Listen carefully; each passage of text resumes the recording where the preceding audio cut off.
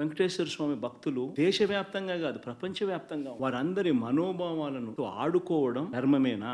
నెయ్యి సప్లై చేసే ఈ కార్యక్రమం ఏదైతే జరుగుతా ఉందో ఇదేదో కొత్తగా జరిగే కార్యక్రమం కాదు. ఇది ప్రతి 6 నెలలకు ఒకసారి ఆన్లైన్ లో పిలిచిన టెండర్ల కంపెనీలు కోట్ చేస్తాయి. L1 ఎవరికి వస్తారో వాళ్ళని బోర్డు అప్రూవ్ చేస్తుంది. 6 నెలలకు ఒకసారి రొటీన్ గా జరిగే కార్యక్రమం. మరి ఎవరు సప్లై చేసినా కూడా వాళ్ళు సప్లై చేసిన ప్రతి ట్యాంకర్ నెయ్యితో పాటు వాళ్ళు NABL సర్టిఫై చేసిన సంస్థ నుంచి ప్రోడక్ట్ క్వాలిటీ సర్టిఫికెట్ తీసుకొని రావాలి. వచ్చిన తర్వాత ఇక్కడ TTDలో ఆ ట్యాంకర్ లో నుంచి 3 శాంపుల్స్ తీసుకుని 3 రిపోర్ట్స్ పాస్ కావాలి. పాస్ అయిపోయిన తర్వాతనే ఆ నెయ్యి గాని ఆ ఇంగ్రీడియంట్స్ గాని ప్రసాదంలో TTD వాడకంలోకి తీసుకుని వచ్చేదానికి బండిని ముందుకు పంపిస్తారు. అలాంటప్పుడు అది వాడారని, అవి నాసిరికమని, యానిమల్ ఫ్యాట్ అని ఇలా రకరకాలుగా చెప్పడం అబద్ధాలు కాదా? ధర్మమేనా?